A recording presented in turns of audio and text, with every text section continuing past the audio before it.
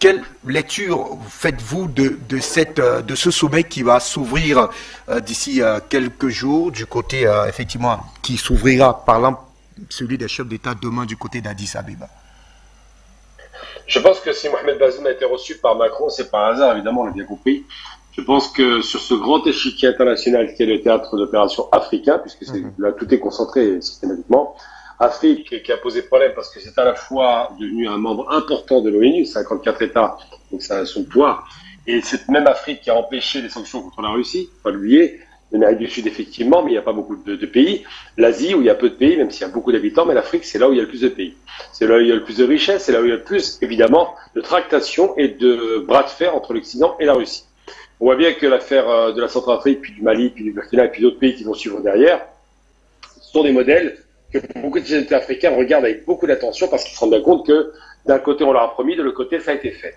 Promis par l'Occident des aides au développement, des aides pour en finir avec le terrorisme, des aides d'équipement militaire et de formation, fait par les Russes en même pas un an. La différence entre les promesses et ce qui est tenu, c'est que les Russes ont tenu leur parole quand les autres ont promis et n'ont pas tenu. Donc les chefs d'État africains se rendent bien compte que leur population voit ça de la même façon qu'eux, avec beaucoup d'interrogations, ils se disent à tout prendre, pourquoi ne pas travailler avec cette force militaire russe qui se déploie de plus en plus et qui garantit la sécurité, et cette force économique chinoise qui garantit effectivement le développement d'infrastructures, quoi qu'en disent les Occidentaux. Le discours occidental, c'est de dire que c'est de nouveaux colons. Très amusant, mais dans les faits, le néocolonialisme actif durant 62 ans, dans la plupart des pays africains, a donné des résultats catastrophiques. On voit le résultat. L'Afrique est sous-développée parce que l'Occident a maintenu ce sous-développement. Cette même Occident qui avait la main sur l'Asie et qui s'en est détaché avec le parapluie chinois a permis aux Asiatiques de se développer. Même les pays les plus sous-développés en Asie ont quand même des résultats économiques qui sont absolument records. Donc c'est vrai que lorsqu'il y a ce sommet qui va intervenir et que la veille du sommet, des chefs d'État africains sont appelés, entendus ou invités en Occident, c'est que les Occidentaux tentent maintenant pas de faire pression directement parce que c'est difficile, mais d'influencer et de faire en sorte qu'ils ne perdent pas la main dessus. La France est un des deux principaux acteurs sur le théâtre africain, avec le monde anglo-saxon représenté par l'Angleterre directement et les États-Unis en appui.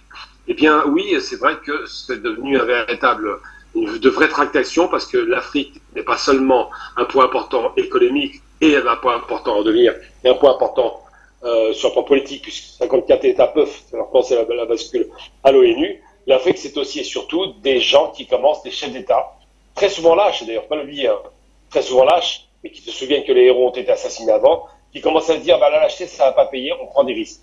Et qui vont se dire, on va peut-être avoir un coup d'État de militaires dans notre pays, qui vont être soutenus par les Russes, on va peut-être commencer à revoir notre copie. Donc c'est vrai que ces tractations en sous-main sont une façon de dire, choisissez votre camp.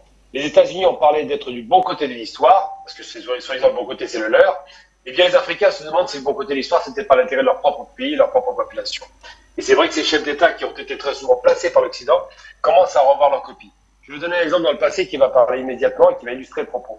En Côte d'Ivoire, on avait un homme qui était l'homme de la France, qui s'appelait Félix Houphouët-Boigny.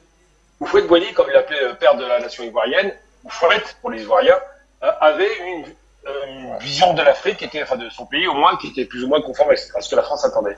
Puis un beau jour, il a commis un crime de lèse-majesté, il a dit « Nous allons nous-mêmes fixer les prix du cacao, puisque nous sommes le principal producteur mondial du cacao. » Qu'est-ce qu'a fait l'Occident pour le sanctionner? Et ça lui a coûté très cher, le miracle ivoirien s'est effondré à la suite de ça. L'Occident a dit, puisque tu veux jouer le mal avec nous, tu veux fixer les prix, tu veux commencer à avoir des velléités style OPEP, eh bien nous allons produire le cacao en Amérique du Sud. Ils ont produit le cacao en Amérique du Sud, ça a cassé le cours du cacao et détruit l'économie de la Côte d'Ivoire. C'est ça l'Occident. Quand vous ne répondez pas aux ordres du maître occidental, le maître occidental vous abat immédiatement. On l'a vu avec l'Irak de Saddam Hussein ou les Kadhafi de sa Libye.